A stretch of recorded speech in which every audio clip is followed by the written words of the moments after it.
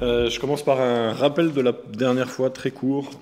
Donc la dernière fois, on a surtout défini, enfin j'ai surtout défini ce qu'était la dépendance et parlé des mécanismes d'installation, des mécanismes de fonctionnement, depuis le stade de la recherche de plaisir, en passant par le stade de l'état émotionnel négatif, et puis le dernier stade qui est la perte de contrôle. On a parlé de diagnostic, de facteurs de risque, des facteurs environnementaux, individuels ou spirituels. Et puis, j'ai parlé du problème spirituel en fait, que pose cette situation d'addiction et ouvert la porte vers la possibilité de s'en sortir. Et c'est de ça qu'on va parler ce soir, quand même, de cette possibilité de s'en sortir. Surtout en l'abordant du côté du vécu de la personne dépendante. Comment sortir de l'isolement, de l'obsession, quelles conditions sont favorables ou non, quel accompagnement, quelle réparation, quel cheminement, et comment la foi peut être un outil qui aide au lieu d'être un outil qui fait fuir en fait.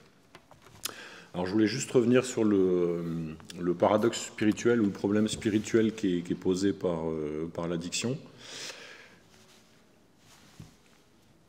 Et enfin en fait qui touche surtout le chrétien, mais aussi les non-chrétiens finalement. Ça touche les deux parce que, c'est ma conviction et c'est mon vécu, quelqu'un qui est dans l'addiction, il sait qu'il y a un problème. Soit parce qu'il y a des difficultés sociales, parce qu'il y a des difficultés financières, parce qu'il y a des difficultés médicales, et soit parce que, et c'est souvent le cas, il y a quand même des difficultés de concilier un idéal de vie et une réalité vécue. Et c'est celui qui est dans la dépendance, il sait qu'il y a un problème, et tant qu'il n'a pas entamé un processus de guérison, en général, il va le nier. Donc on peut être très conscient pour soi-même de la réalité des choses, mais ne pas vouloir l'avouer ou ne pas le reconnaître. Donc d'abord le nier à soi-même, parce que c'est aussi une réalité. Et voilà, ça ne concerne pas que les addictions, hein, nier des problèmes à soi-même, ça arrive sur d'autres sujets. Et parfois, on sait qu'il y a quelque chose qui n'est pas en règle, qui n'est pas acceptable, qui n'est pas bon, mais on refuse soit d'y penser, voire carrément on essaye de l'oublier, on se dit que ça passera, on se dit que demain, ce sera des fois le meilleur moment pour s'y intéresser, et toutes les raisons qu'on peut mettre derrière. Et quand on est dans chrétien et dans la dépendance, on sait qu'on est en situation de péché, on sait qu'on ne fait pas la volonté de Dieu. Et cette dépendance qui est créée, elle pose un problème spirituel majeur. Hein, j'en ai déjà parlé un peu la dernière fois, c'est ce problème d'être dans un péché qui est récurrent, qui est quotidien, qui recommence en permanence, qu'on déteste d'un côté, et dans lequel on a hâte de retourner le plus vite possible. Et moi, c'est un peu la meilleure définition que je vois de la dépendance, c'est quelque chose qu'on déteste, mais qu'on a hâte de retrouver, en fait, dans lequel on a hâte de retourner.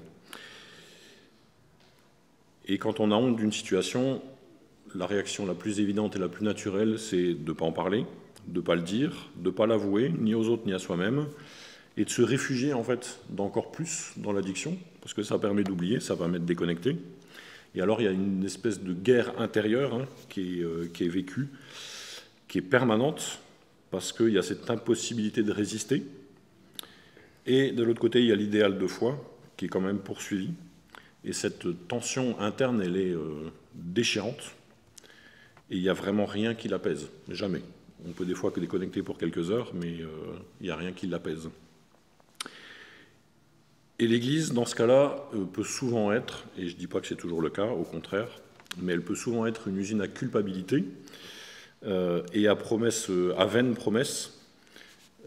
Et là, je ne charge pas l'Église. C'est vraiment pas l'idée, mais quand je vois, moi, dans l'Église, dans mon entourage, d'autres gens qui sont guéris, alors que moi, je m'en sors pas, c'est quelque chose qui est très difficile à vivre, en fait. Et c'est pas de la faute des chrétiens ou de l'Église, mais voir des guérisons pendant qu'on souffre, pendant qu'on est malade, et là, on dépasse largement le stade de l'addiction, hein, c'est porteur d'espoir, mais c'est aussi source de souffrance. Et on se pose toutes ces questions, pourquoi Dieu ne me délivre pas ? Pourquoi je peux le prier en larmes le matin, faisant la promesse de jamais retomber dans l'addiction, et à midi, je replonge dedans. avec joie. Pas toujours avec joie, mais en tout cas, voilà, on y replonge dedans. Et on se pose ces questions, pourquoi Dieu m'aime pas? Pourquoi est-ce que c'est pas pour moi, cette liberté? Est-ce que je m'en sortirai un jour? Et si je peux pas m'en sortir, ben, autant plonger encore plus. Et ça va jusqu'à des raisonnements de se dire, ben, autant me faire encore plus mal et me détruire en fait. Ça, c'est pour le paradoxe spirituel. Maintenant, on va parler un peu de s'en sortir, parce que c'est quand même l'objectif. L'objectif des études, de ces études, c'est bien de montrer qu'il y a un chemin de sortie qui est possible.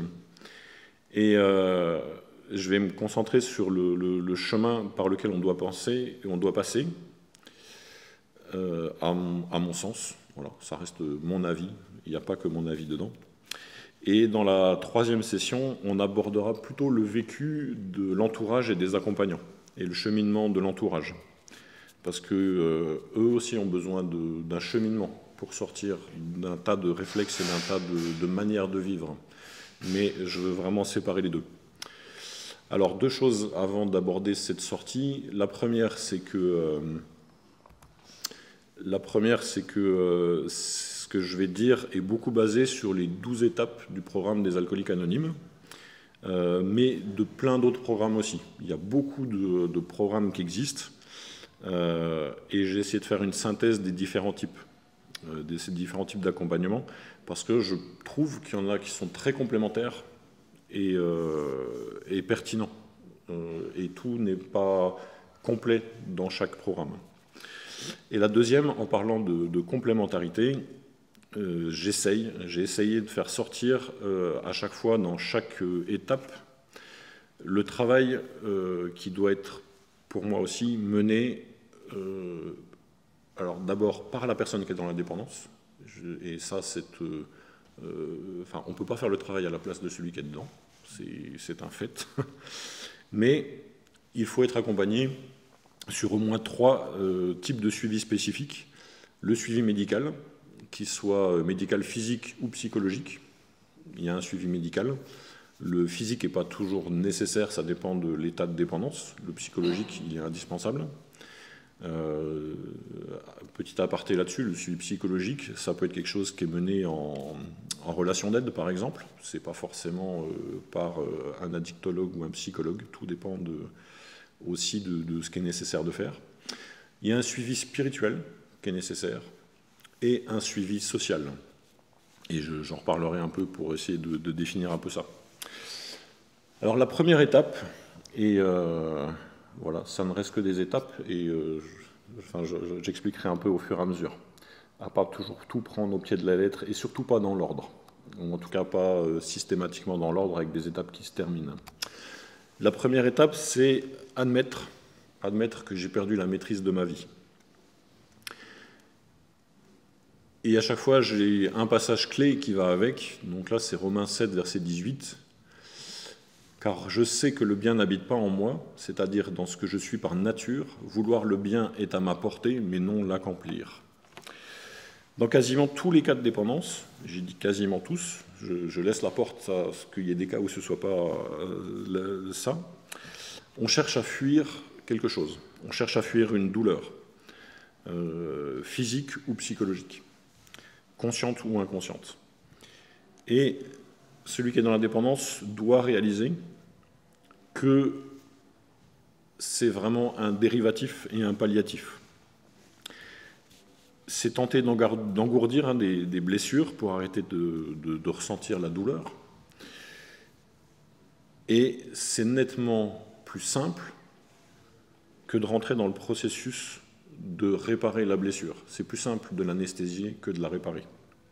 C'est toujours plus simple. Et voilà, si vous n'aimez pas le dentiste, j'avais dit la dernière fois, si vous n'aimez pas le dentiste, c'est plus facile d'avoir un anesthésiant, vous ne sentez plus rien, que de se faire retirer une dent ou travailler une dent. C'est un exemple en général sur lequel tout le monde se retrouve. Mais on sait que ce n'est pas la solution. On sait que ce n'est pas la solution. De ne pas traiter la racine, ce n'est pas la solution. Et quand on est dépendant, on le sait, mais sans le reconnaître. Parce que reconnaître, c'est admettre qu'on ne peut rien y faire, qu'on est impuissant et qu'on n'y connaît rien, et qu'on n'y arrivera pas. Et le défi de cette première étape, c'est vraiment de lâcher prise. parce que ça, c'est quelque chose de très difficile d'admettre qu'on n'a pas le contrôle sur notre vie. C'est facile à théoriser, c'est plus difficile à vivre. C'est beaucoup plus difficile à vivre. Le mot-clé de cette étape, c'est vraiment admettre. Admettre que j'ai un problème, une dépendance, que j'ai besoin d'aide, sinon ma vie va continuer d'être juste incontrôlable. Et c'est quand j'admets que j'ai perdu le contrôle sur ma vie que je vais pouvoir reprendre ce contrôle. Admettre, c'est accepter que je ne peux pas m'en sortir tout seul. Tous les addicts le savent, même quand il y a des périodes d'abstinence qui peuvent être longues, on revient à sa dépendance. Tant qu'on n'a pas traité le problème, on y revient. Mois après mois, année après année.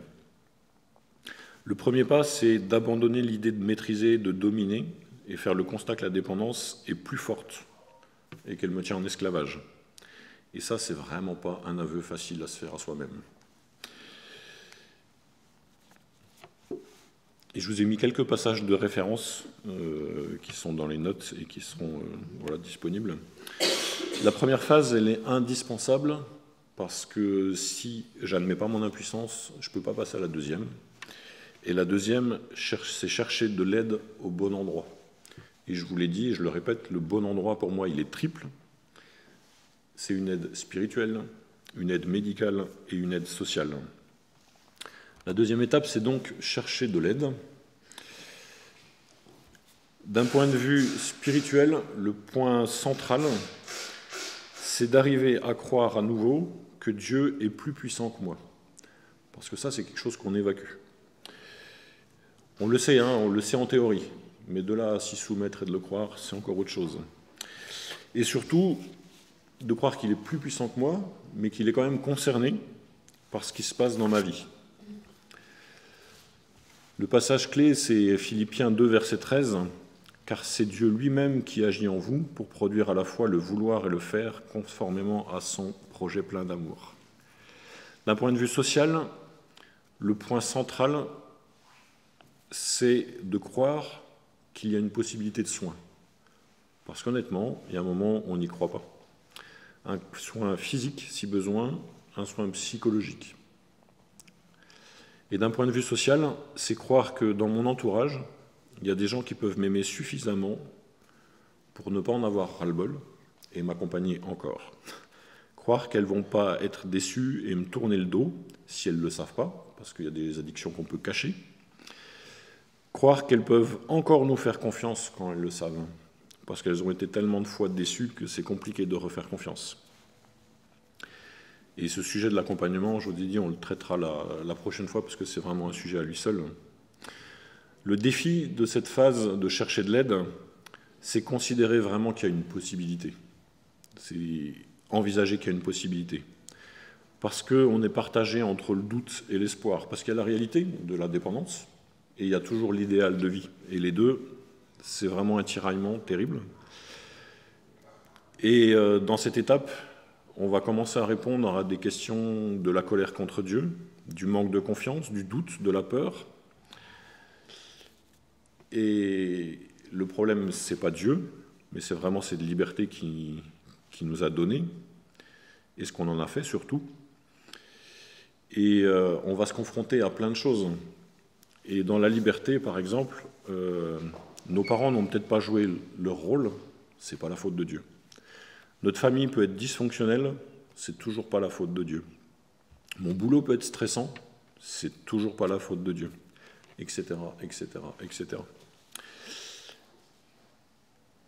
La souffrance, elle est présente, on ne peut pas la nier, et Dieu peut agir au milieu de la souffrance. Et ce que Satan a prévu pour me détruire, Dieu peut l'utiliser. Mais c'est une démarche, c'est un processus. C'est le processus de toute chose concourt au bien de ceux qui aiment Dieu. Et Dieu va utiliser des hommes et des femmes pour ce chemin, des chrétiens et des non-chrétiens.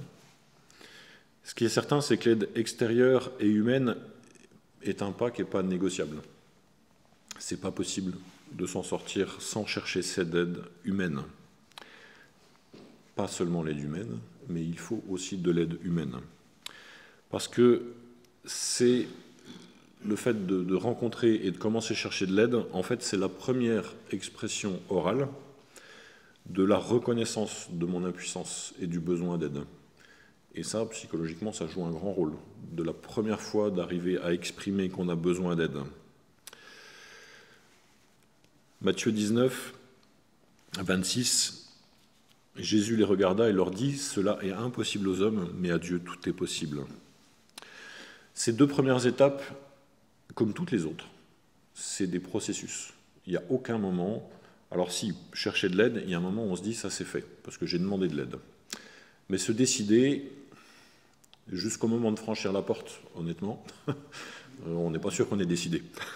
Alors si on est déjà arrivé devant la porte, c'est qu'on a appelé et qu'on a pris un rendez-vous, mais on n'est encore pas sûr.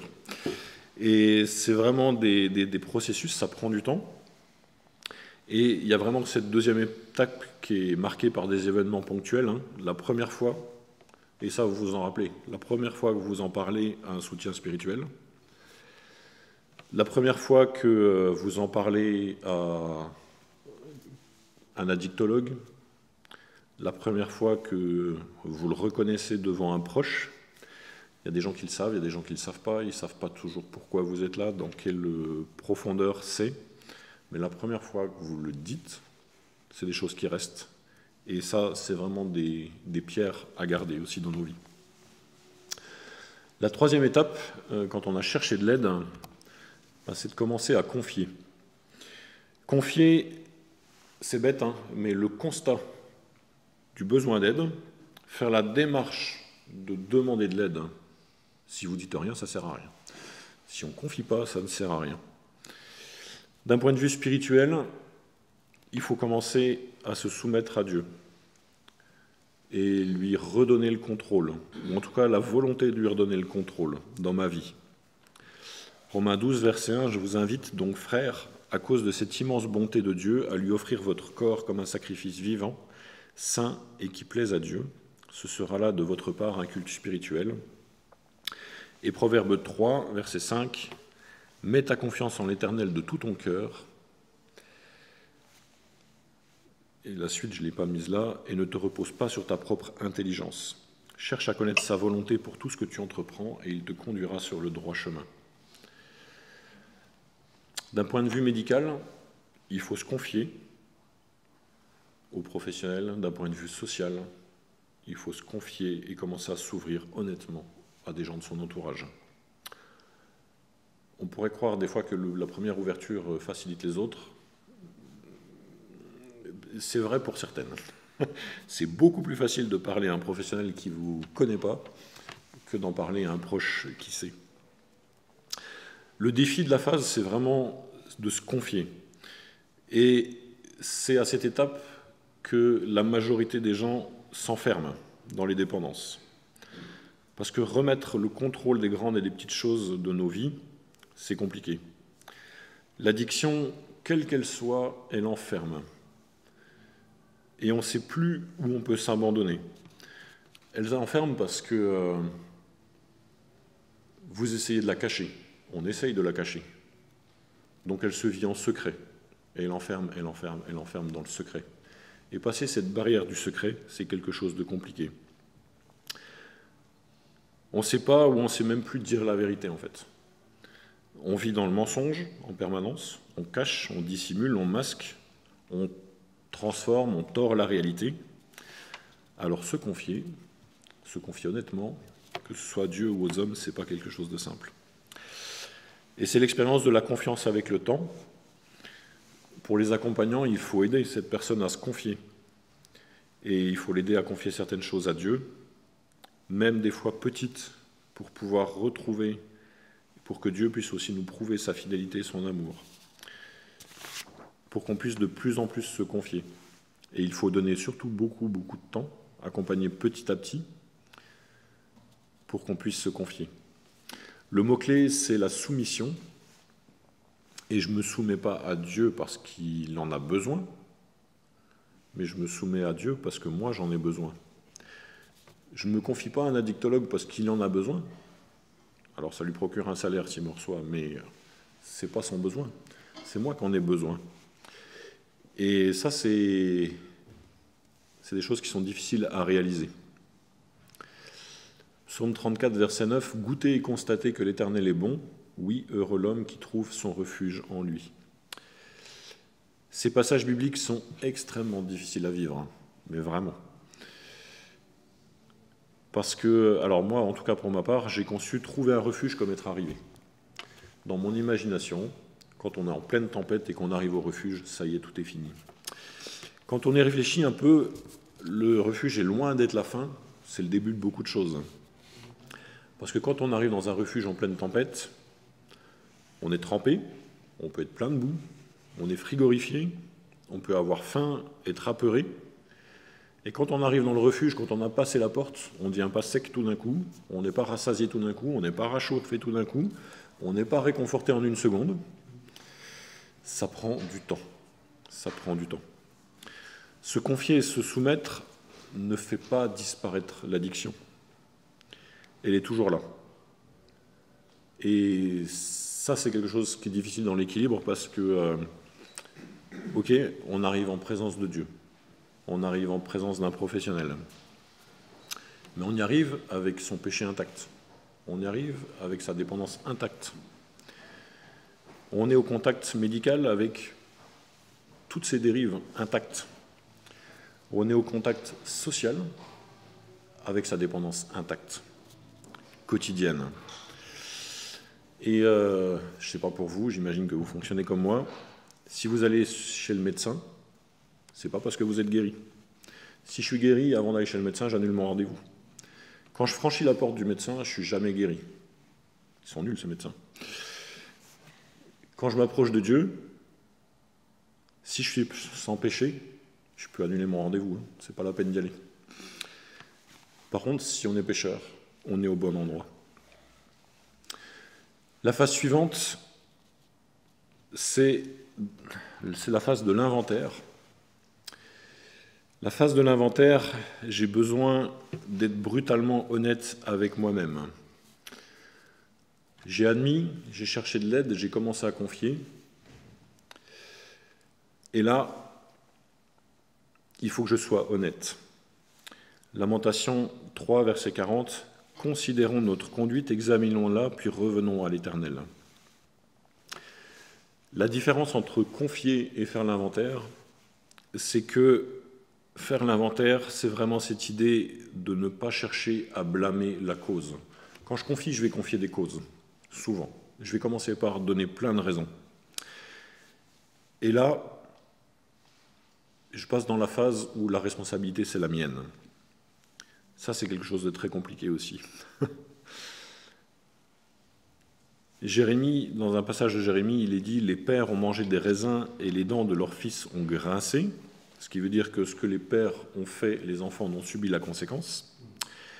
Et Dieu, juste après, continue en disant « Il n'en sera pas ainsi dans mon peuple ». Pour dire « Tu ne peux pas justifier ta dépendance, tu ne peux pas justifier le mal en blâmant autrui. Tu peux l'expliquer, mais tu ne peux pas la justifier. » C'est pour moi aussi ce que veut dire ce verset « Priez pour que Dieu renouvelle votre intelligence ».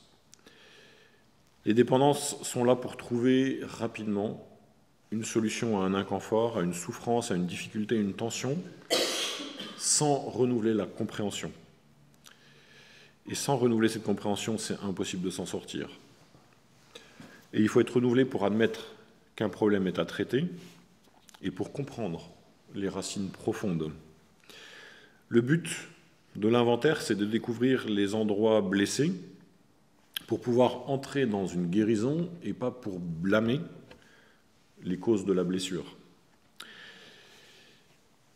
Alors malheureusement, quand on est dépendant, on blâme l'univers entier et tout le monde est responsable de sa dépendance. Tout le monde doit nous demander pardon.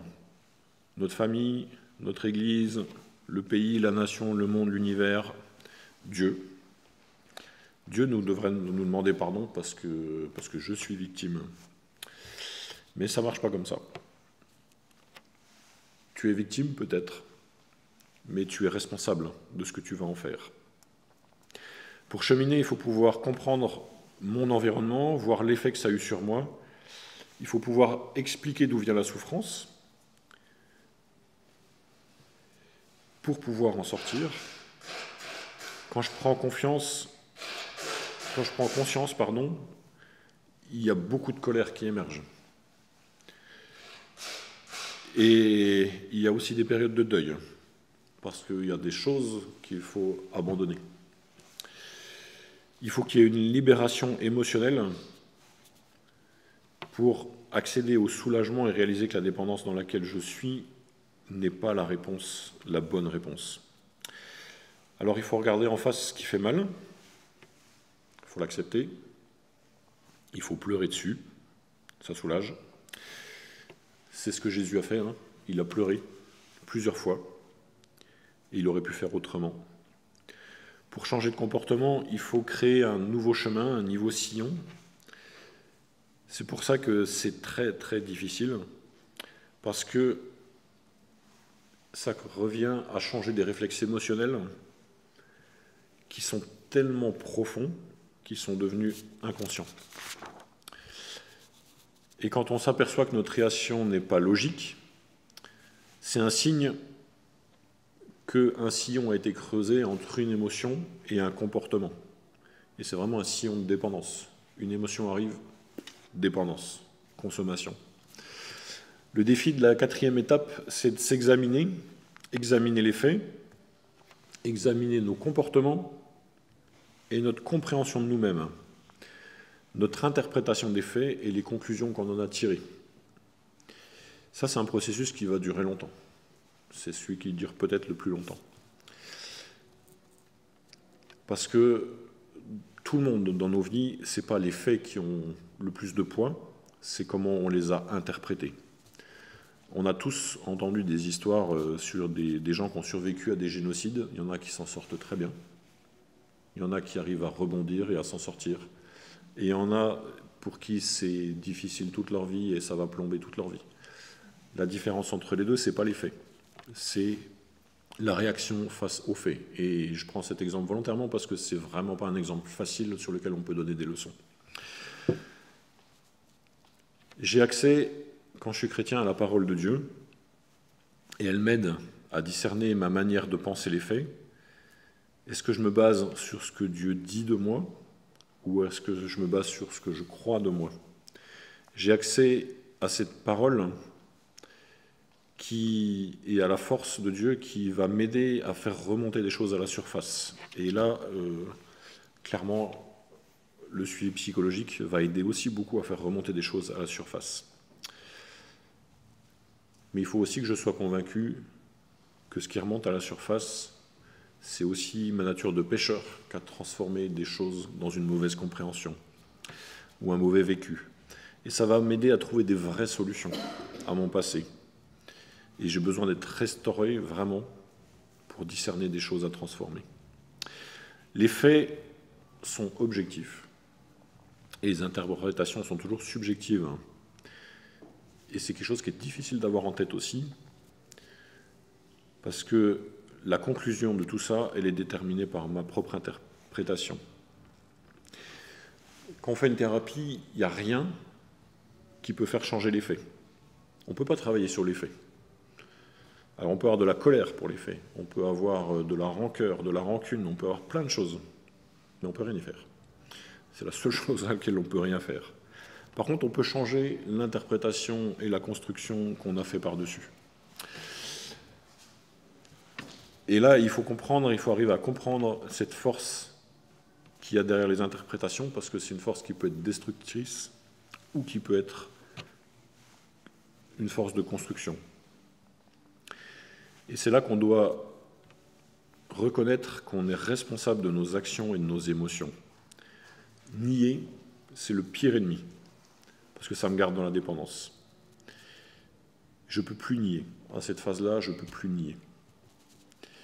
Le mot-clé, c'est introspection, parce qu'un inventaire, ce n'est pas une histoire. C'est mettre en lumière mes faiblesses, mes forces et mes faiblesses.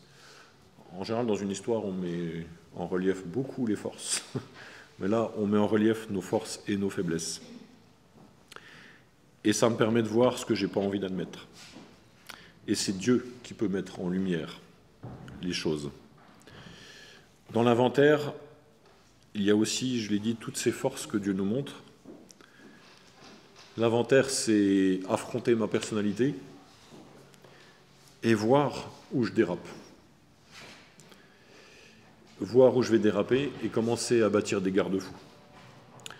Cette étape, c'est un travail assez lourd psychologiquement, avec un suivi spirituel important.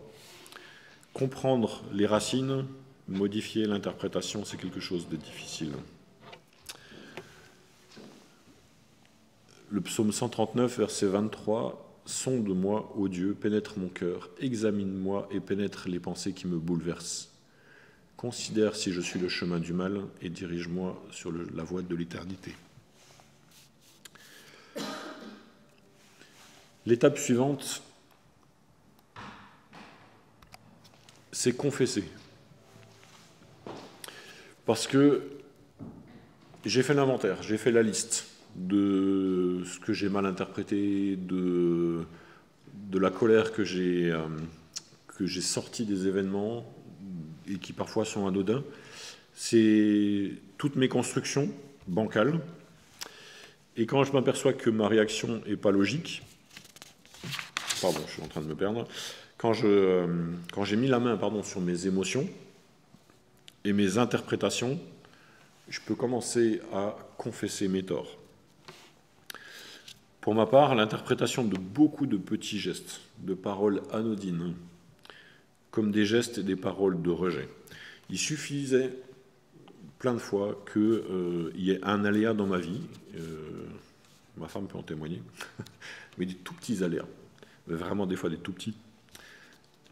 C'était automatiquement, je suis rejeté. Et voilà, quand c'est 2 minutes de retard, c'est pas forcément un rejet de ma personne entière. Mais ça provoquait instantanément une colère sourde, froide et extrêmement blessante. Confesser, c'est une arme incroyable.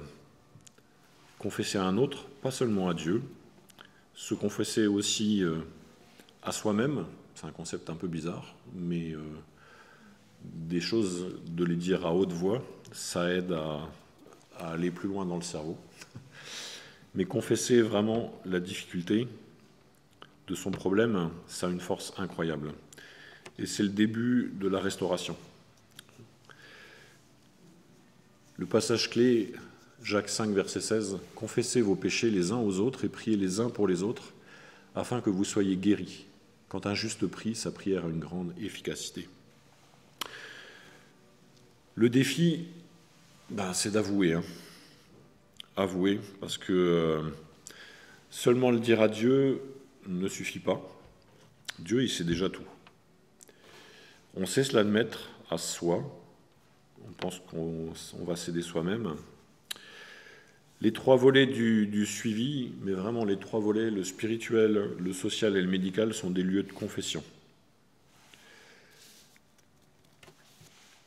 Et je reviens un peu sur l'étape 3 qui est confier, pour 2 raisons. Bien faire la différence entre confier et confesser. Quand je confie, je dis des choses, mais je dis des sentiments, je dis des faits, je n'ai pas la repentance qui va avec. Dans l'étape confier, il y a l'analyse qui implique de confier beaucoup d'éléments de sa vie, qui ne sont pas tous, en tout cas je l'espère, des éléments à confesser. Confier, c'est raconter. Confesser, c'est aller vers la repentance. La deuxième chose, c'est que ces étapes, elles sont en parallèle. Au fur et à mesure que je confie, l'inventaire de mes fautes, de mes erreurs apparaît et je peux confesser. C'est un processus qui est vraiment itératif parce qu'on découvre, il y a beaucoup de choses à découvrir. Il y a beaucoup de choses. Il n'y a pas la cause racine qui apparaît tout d'un coup et c'est fini. Et c'est vraiment un processus itératif. Le mot-clé de la phase, c'est vraiment la confession. C'est une exigence difficile, mais sans elle, je ne peux pas recevoir le pardon. Si je n'ai pas confessé, je ne peux pas avoir le pardon.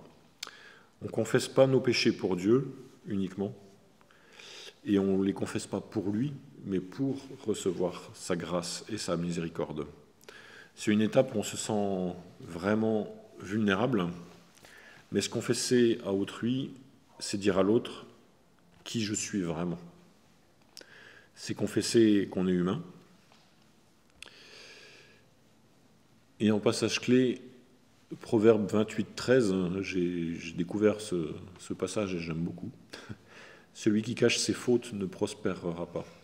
Celui qui les avoue et les délaisse obtient miséricorde. Sacré programme. Quand on a confessé, il faut être prêt. Il faut être prêt derrière. Prêt à ce que ça puisse changer. Pour l'instant, on n'a rien changé. On a admis, on a cherché de l'aide, on a commencé à confier ce qu'il y avait au fond de nous, on a fait un inventaire de toutes nos erreurs, on les a confessées, et maintenant, est-ce qu'on a envie que ça change ? Jusque-là, j'ai constaté qui je suis, je le regrette, j'admets ma responsabilité, voilà qui je suis. Maintenant, est-ce que je veux que ça change ? Alors j'ai trouvé ça aussi sympa, les 3 R de la repentance. Les 3 R de la repentance, c'est la responsabilité, donc ça c'est l'inventaire, hein. Ça c'est des choses qui sont de ma responsabilité. Le regret, je confesse. Et ensuite, il faut le rejet. Ça a l'air tellement évident que celui qui rentre dans le processus a envie de changer. Eh bien, ça ne l'est pas du tout. Ça ne l'est pas du tout.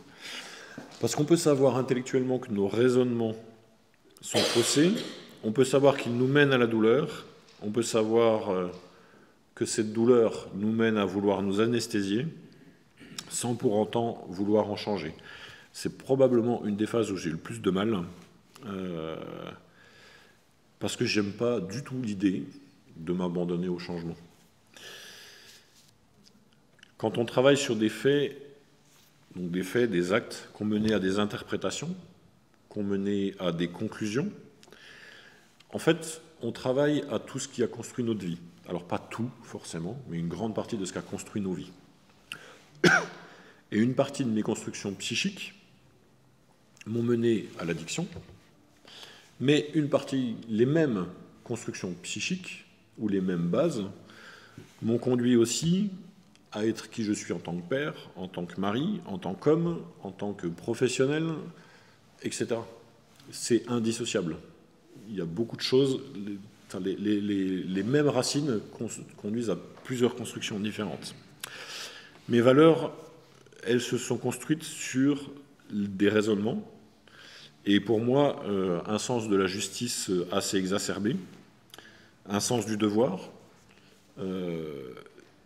ma fidélité, mon sens de l'engagement. Il y a des choses qui sont construites sur des mauvaises raisons et des mauvais raisonnements, mais qui sont des bonnes choses.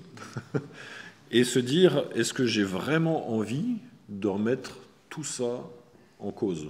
Parce que remettre ces raisonnements en cause peut faire penser qu'on va remettre tout ce qu'on est en cause. Le passage clé, c'est vraiment Jacques 4, verset 10. « Abaissez-vous devant le Seigneur et il vous relèvera. » Et là, il faut aller, en tout cas pour moi, aller très très bas dans l'humilité, parce qu'il faut avoir cette confiance que remettre en question des raisonnements et des constructions ne va pas faire exploser votre vie. Et Dieu est fidèle, et celui qui s'abaisse, il le relève. Le défi, c'est vraiment d'arriver à s'abandonner, abandonner. C'est vraiment ce troisième R de la repentance, hein. Rejeter ce que j'ai reconnu qui était de ma responsabilité, que je regrette, de choisir d'abandonner tout ça. Et comme tout est très imbriqué dans nos raisonnements et dans nos constructions psychiques, voilà, il y a toujours ce danger ressenti de si je rejette, est-ce que je ne jette pas tout ? Le mot-clé, c'est la disposition. vraiment la disposition d'esprit et se mettre à disposition et de dire Seigneur, transforme-moi, transforme-moi, je veux risquer le tout pour le tout, parce que de toute façon, j'ai pas d'autre solution. Voilà. Est-ce que je veux vraiment risquer le tout pour le tout? C'est pas une décision qui se prend en 5 minutes non plus, parce que c'est vraiment un processus intellectuel d'arriver à se dire je sais pas, si, oui, allez, ça se fait petit à petit. Et je vous rappelle que jusque-là, tout ça, c'est un processus qui est long, toutes ces étapes, et qu'au milieu de ça, il y a des rechutes. Et il y a une consommation qui continue, qui s'espace, qui ralentit parfois, et qui des fois retombe vraiment dans des choses très, très importantes. Parce que tout ce travail génère aussi forcément un stress, une instabilité. Et combiner le travail avec la dépendance est quelque chose d'extrêmement complexe. Psaume 37, verset 5, c'est à l'Éternel qu'il te faut remettre tout ton avenir et confiance en lui et il agira. Ça, je peux le dire aujourd'hui. Voilà. Je ne vous l'aurais pas dit à ce moment-là. L'étape suivante, quand on est prêt, il faut y aller. Et c'est vraiment la dernière étape du pavé central de la thérapie qui va de cette étape 3 à l'étape 7. C'est demander à Dieu d'enlever mes péchés. Et là, c'est vraiment le point central de l'humilité, parce que j'ai besoin de lui. J'ai besoin de lui pour éloigner tout ça et pour faire disparaître. 1 Jean 1, verset 9, « Si nous reconnaissons nos péchés, il est fidèle et juste, et par conséquent, il nous pardonnera nos péchés et nous purifiera de tout le mal que nous avons commis. » Éloigner mes fautes, c'est pas que pardonner les fautes passées. Dans le cas de l'addiction, c'est opérer une véritable transformation de ma pensée pour enlever le système de pensée qui m'a mené à l'addiction, qui a été entretenu et amplifié par l'addiction. Le défi, c'est vraiment de demander à Dieu de transformer ma pensée, ce qui veut dire abandonner. Aussi abandonner les rancunes, les rancœurs, quels que soient les faits. Et ça, quels que soient les faits, c'est plus facile à dire pour moi que certainement pour d'autres. Mais je dois pardonner, considérer que c'est ma propre construction qui est à revoir, même si elle a beaucoup de bonnes raisons d'être bancale. Certains faits sont passibles de justice et devront faire l'objet de réparation en justice. Mais la réparation en justice n'apportera pas la sortie de l'addiction. Ça peut être un élément, mais ce n'est pas ça qui fait que du jour au lendemain, ça sera terminé. Le mot-clé, c'est vraiment la transformation et de dire à Dieu, viens faire ton œuvre parce que là, je ne peux pas. Transformer ma pensée de victime en pensée d'enfant de Dieu. Ça peut être très légitime d'être victime. Il y a des passés horribles, il y a des passés inhumains. Mais Dieu peut nous en délivrer. Et vouloir ou attendre que les autres changent, ça ne peut pas fonctionner, ça ne fonctionne pas. On ne peut rien y faire. C'est à soi-même d'aller sur la voie du changement. Et cette voie, elle est possible que par la puissance de Dieu. C'est très dur, et je l'entends, de ce que je dis, de le dire à des gens qui ont vécu des traumatismes. Mais Dieu peut transformer les pensées et donner la paix. Demander à Dieu d'enlever le péché, c'est difficile parce que je suis dans une phase de saleté, un état de pécheur qui a détruit ma propre image, parce que je suis toujours dans une vie de péché quotidien. Pendant ce travail, je suis toujours dans une vie de péché quotidien. Je mange, je dissimule, je consomme, je suis sous la condamnation de ce péché récurrent. Mon amour-propre est au plus bas, ça veut dire de l'agressivité, ça veut dire une volonté toujours de coupure sociale, de désengagement affectif pour se protéger. La culpabilité devant Dieu est énorme, Dieu ne peut pas m'accorder sa grâce, je suis trop mauvais. Mon corps, mon esprit dans les périodes d'addiction, dans les moments d'addiction, n'ont vraiment qu'un objet unique d'attention, de concentration, d'effort. Je suis capable de mobiliser des énergies incroyables et de faire les pires choses pour satisfaire mon addiction, parce que l'absence même très temporaire, parfois de consommation, c'est une source d'angoisse incroyable. Le sevrage, ça provoque une douleur psychologique qui est terrible, et pour certains une douleur physique. Donc j'ai aucune envie de me sevrer, c'est trop douloureux. Alors mon âme dans tout ça, elle souffre, elle s'éloigne de Dieu, et c'est difficile de croire que Dieu peut ou veut enlever mon péché. Le travail spirituel a une importance énorme dans cette phase. En passage de référence, Ésaïe 57, verset 15, « Car voici ce que dit le Dieu très élevé qui demeure éternellement et qui s'appelle le Saint. J'habite dans un lieu qui est très haut et saint, mais je demeure aussi avec l'homme accablé, à l'esprit abattu, pour ranimer la vie de qui a l'esprit abattu et vivifier le cœur des hommes accablés. »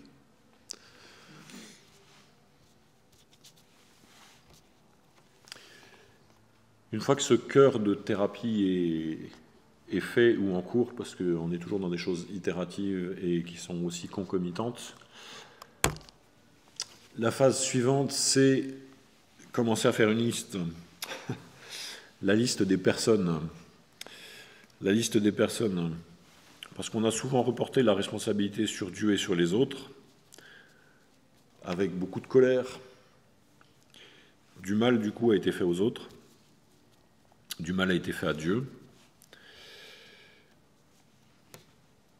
Luc 6, verset 31, « Faites pour les autres que vous voudriez qu'ils fassent pour vous. » Le défi de cette étape, c'est d'avoir le courage d'identifier. L'étape 4 a servi à faire l'inventaire, mais le quoi? Et là, on parle du qui. À qui est-ce qu'on a fait du mal? Qui est-ce qu'on a blessé? Le but, le mot-clé, c'est la correction. Corriger mon regard sur les autres et surtout corriger les torts que j'ai faits. C'est pas tout la faute des autres. Et dans l'exemple que j'ai cité tout à l'heure, le moindre petite chose chez les autres provoque et je me sens victime et c'est là que je fais du mal aux autres. Et vraiment ce changement de se dire, en fait, qui est-ce que j'ai blessé? La dépendance éloigne de tout le monde et isole parce qu'on se sent uniquement victime et on blâme tout le monde pour leurs gestes, leurs comportements.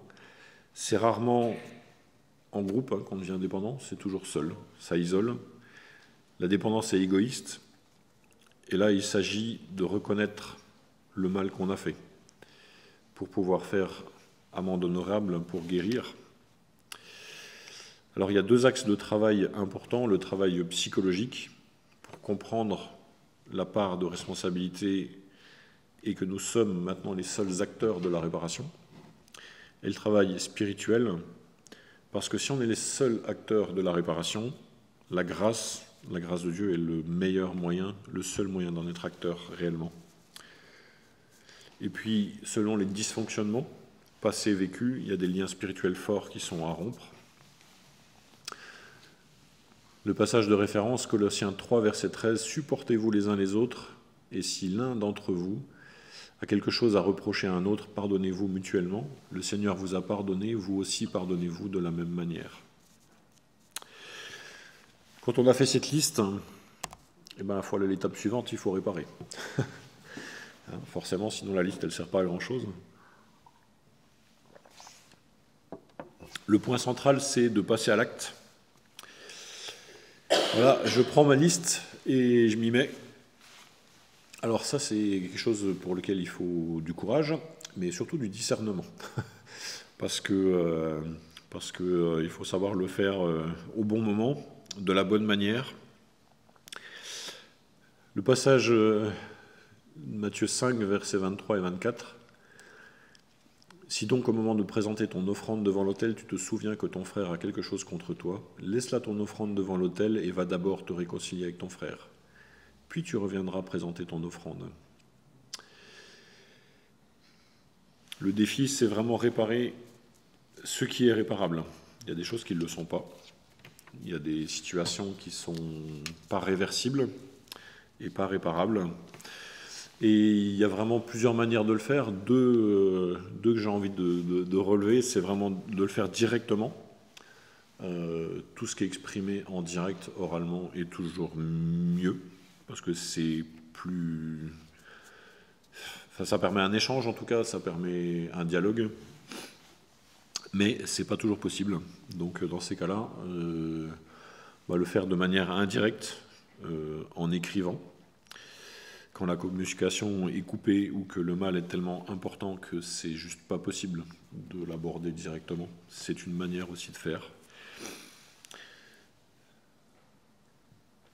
Et c'est aussi l'étape où il peut y avoir de la restitution, de la réparation.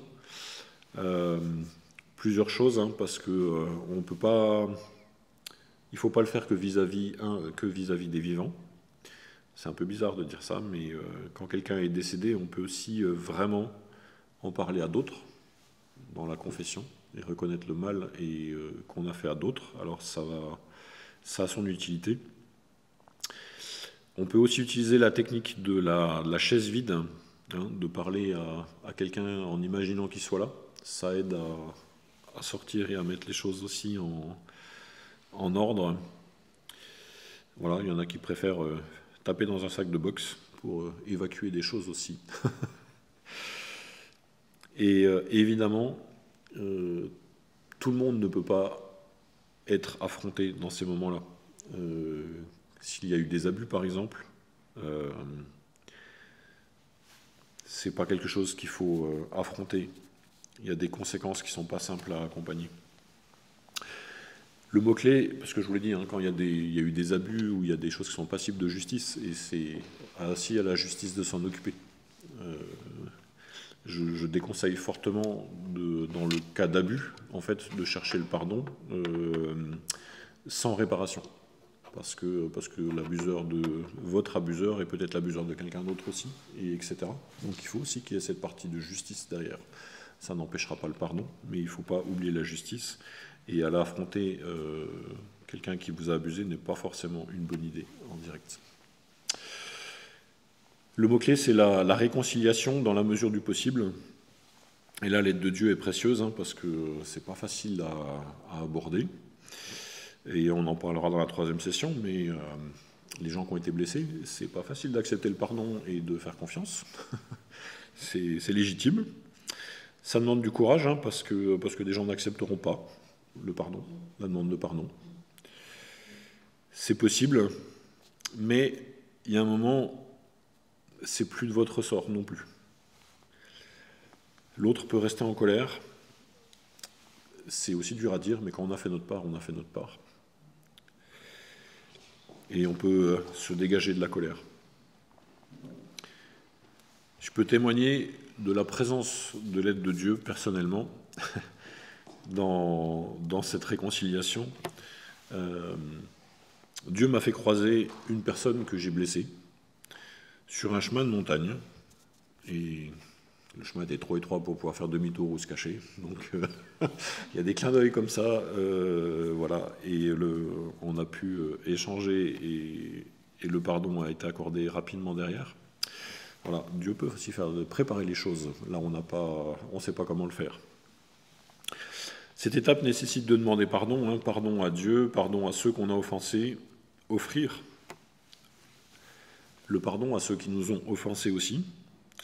C'est le pardon et parfois le deuil de quelque chose. Il y a des choses, si vous avez eu des manquements affectifs ou autres, il faut en faire le deuil aussi et pardonner. Ça va dans les deux sens.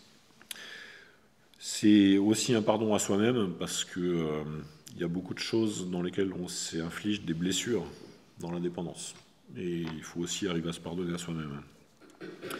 Et là, on a vraiment besoin des 3 axes de travail, hein, le travail psychologique qui est important pour demander pardon parce que c'est l'étape ultime où on lâche tout. Ça renvoie à tout le mal qu'on a pu faire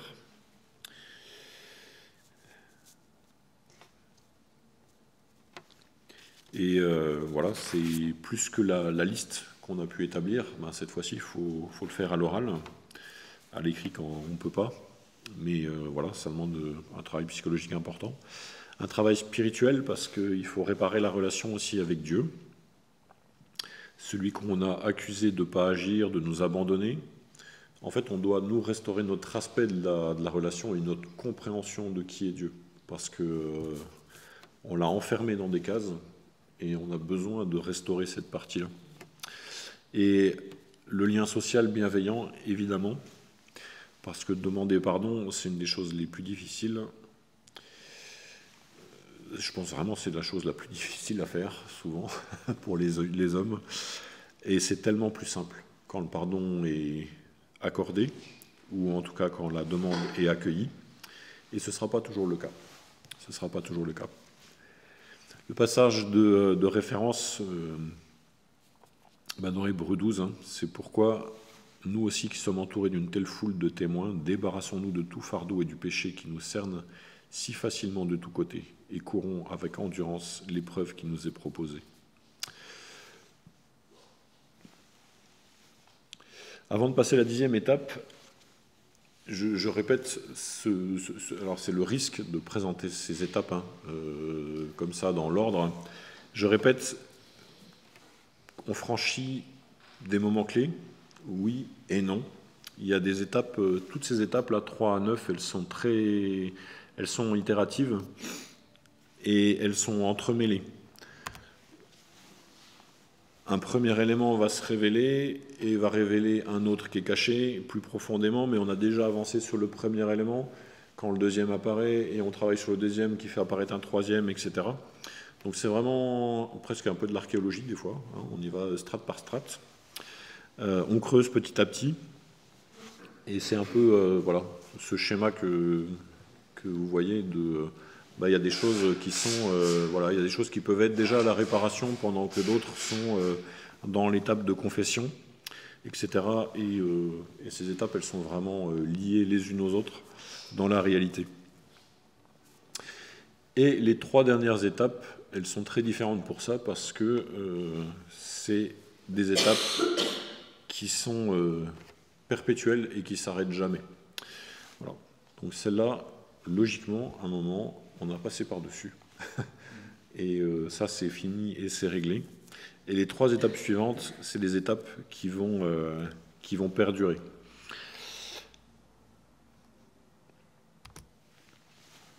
La 10e, c'est donc de poursuivre parce que les 9 premières étapes sont une remise en ordre. Et vraiment une remise en ordre, une reconstruction de ce qui était démoli dans le passé. Et maintenant, je continue le processus de restauration en réfléchissant à aujourd'hui et plus à hier. On apprend à admettre rapidement nos torts, et ça c'est de la construction qui est bonne pour tous les humains. Apprendre à admettre rapidement ses torts pour sortir de la culpabilité et de la peur. Pourquoi c'est plus important pour quelqu'un qui sort d'une addiction? Parce que le risque de rechute, il est réel, il est présent. Le parcours est semé de rechutes. Une personne m'a dit il y a quelque temps que son addictologue lui a dit qu'elle rechuterait plusieurs fois dans l'année à venir. Et c'est extrêmement difficile à entendre. Quand un professionnel vous dit tu vas retomber plusieurs fois, c'est pas ce qu'on a entendu, on a envie d'entendre quand on est sur la voie de la guérison et de la restauration. Surtout quand on est dans des phases, il y a des phases où on se voit avancer et on se dit que c'est gagné. Mais c'est tellement vrai. C'est tellement vrai, il y a des rechutes et il y a toujours des rechutes. Et tant qu'on est dans ces phases de travail. Et du coup, ces 3 phases qui suivent, elles sont hyper importantes parce que moi je m'aperçois aujourd'hui que les mêmes éléments me mènent au même sentiment de rejet de manière assez diffuse, mais j'y arrive. Ça me mène un peu aux mêmes réactions. Simplement, par le passé, l'élément provoquait une colère. instantané. Maintenant, alors je parle sous le contrôle de ma femme, j'arrive à identifier, alors pas toujours très vite et très bien, mais j'arrive à identifier les mécanismes de pensée. C'est pas toujours rapide, c'est pas toujours idéal, mais j'arrive à les identifier pour ne pas aller chercher la solution dans la consommation. Et c'est vraiment ce travail d'analyse qui est à faire toute sa vie, en fait, parce que la rechute, elle est dans le coin. Le passage clé, c'est tout 1 Corinthiens 12, être guidé par l'esprit. Il n'y a pas d'autre solution pour ça.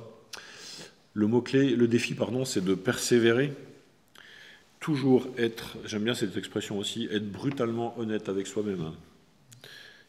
Qu'est-ce que je suis obligé d'arrêter? Là, aujourd'hui, maintenant, dans ce que je fais, qu'est-ce que je suis obligé d'arrêter parce que c'est en train de me mener à la mauvaise pensée, à la mauvaise réflexion, au mauvais mécanisme. Et c'est un espèce d'inventaire qui est un peu quotidien et d'être en alerte. Et le faire régulièrement, ça permet d'avoir aussi constamment un regard vers Dieu et d'éviter de retomber. Alors on peut faire 3 sortes d'inventaires. L'inventaire qui est vraiment très ponctuel de mes pensées, c'est me dire tout d'un coup dans la journée, oula, qu'est-ce qui est en train de se passer là? Dans quoi je suis en train de retomber dans mes pensées? À quoi je pense? Est-ce que ça m'éloigne de Dieu? Et ça permet d'en sortir très vite en fait. Mais vraiment de se dire, tiens, j'ai des émotions négatives qui arrivent, c'est un truc de fou. Hein. Moi je pensais qu'il y avait 2 émotions dans la vie. Voilà, j'avais découvert qu'il y en avait un peu plus. Mais justement de savoir décortiquer les émotions, les pensées et ce qui arrive, ça permet justement de ne pas repartir dedans. Il y a l'inventaire quotidien des émotions. Donc là, qui n'est pas ponctuel dans la journée dès qu'il y a quelque chose, mais vraiment de se poser la question tous les jours. Parce que quelqu'un qui est dépendant, ben voilà, il a 2 émotions. Il est content ou pas content. Il est en colère ou ça va. Il n'y a même pas forcément de joie, c'est en colère ou ça va. Et c'est quelqu'un qui est dépendant, qui ne sait pas vivre ses émotions, qui ne sait pas les assumer, qui ne sait pas les reconnaître. Et de se dire, qu'est-ce que j'ai ressenti aujourd'hui? Comment est-ce que je l'ai vécu? Comment je ressens les choses? Et remettre ça à Dieu, c'est utile.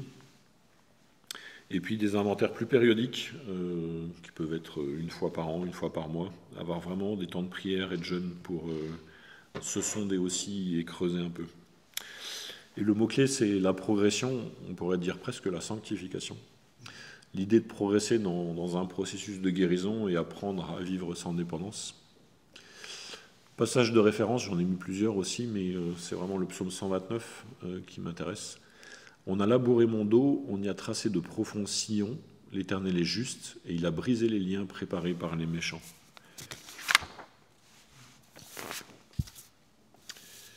J'aime bien parce que ça souligne la profondeur du travail à réaliser et la profondeur des marques qu'une addiction laisse. La 11e étape, on va arriver au bout, c'est le perfectionner, améliorer, grandir ma relation avec Dieu. Si je poursuis mes efforts vis-à-vis de moi-même, je poursuis aussi et je travaille ma relation avec Dieu. Parce que j'ai besoin de Dieu et j'ai besoin de clarifier ma définition de qui est Dieu. J'ai besoin de prendre du temps pour grandir dans ma relation avec Dieu, qui est un Père. Et c'est pas anodin parce que 80%, 90% des dépendances sont liées au fonctionnement familial. Et voilà, je suis désolé de le dire, mais c'est très souvent lié à l'enfance et aux parents.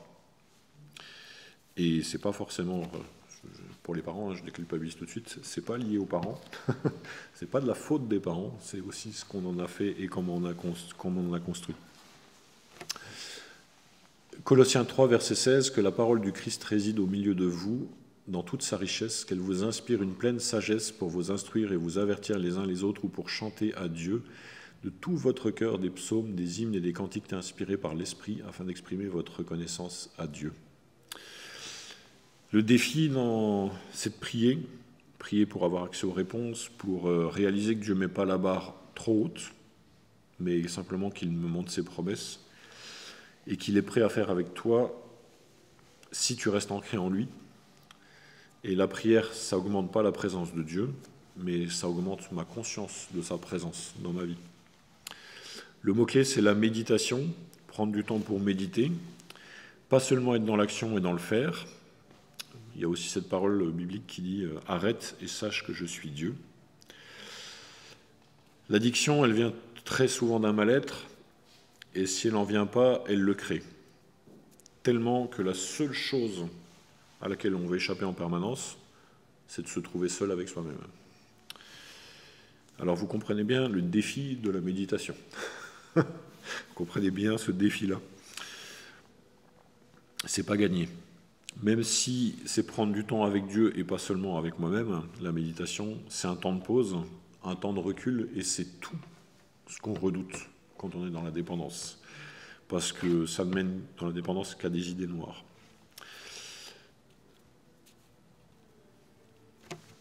Le passage de référence, Proverbe 8, 17, « Moi j'aime ceux qui m'aiment et ceux qui me cherchent ne manquent pas de me trouver. » Et la dernière étape, je peux la faire grâce à vous, voilà. C'est transmettre. La dernière étape, ça combine la joie de vaincre et le témoignage envers les autres. Parce que le témoignage envers les autres, ça incite à être redevable. Et ça peut aussi m'encourager à voir le processus chez les autres.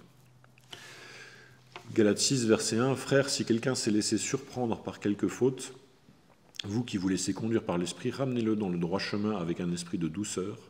Et toi qui interviens, fais attention à ne pas te laisser toi-même tenter. » Le défi, c'est de partager. Plusieurs m'ont fait la réflexion de me dire « c'est courageux ce que tu fais, ce que vous faites ensemble ». Je vais vous dire la vérité, c'est pas courageux du tout, c'est égoïste. Bon, pas seulement. La vérité, c'est que c'est thérapeutique. Parce que le dire, témoigner, ça me met des garde-fous. Et c'est vraiment ce principe de redevabilité. Témoigner permet de mettre de l'ordre dans mes idées. Préparer des études, ça m'aide énormément à remettre de l'ordre dans mes idées et me repenser sur plein de choses. Ça me pousse à avancer, ça me pousse à ne pas stagner. Ça m'oblige à remuer des choses, à retravailler des principes et à revoir des principes de progression. C'est infiniment thérapeutique. Et quand on a la chance d'avoir un environnement social bienveillant, l'Église en l'occurrence, donc vous, je me sens confiance pour témoigner. Voilà, le mot-clé, c'est vraiment l'évangélisation, partager ma délivrance pour aider d'autres à sortir de leur captivité. Pour conclure, pour ce soir, la première chose, c'est que sortir de l'addiction, c'est possible. Ces 12 étapes, c'est vraiment un outil, alors que je n'ai pas pratiqué moi, mais dans chacune des étapes, je me retrouve, avec tous les ajouts que j'ai mis. Le travail des émotions, qui n'est pas très explicité dans les 12 étapes, les constructions mentales, voilà, et ce travail d'émotion, de construction mentale, c'est quelque chose de long, de difficile et d'itératif. Il y a une chose dont je n'ai pas parlé, c'est d'arrêt de consommation dans tout ça.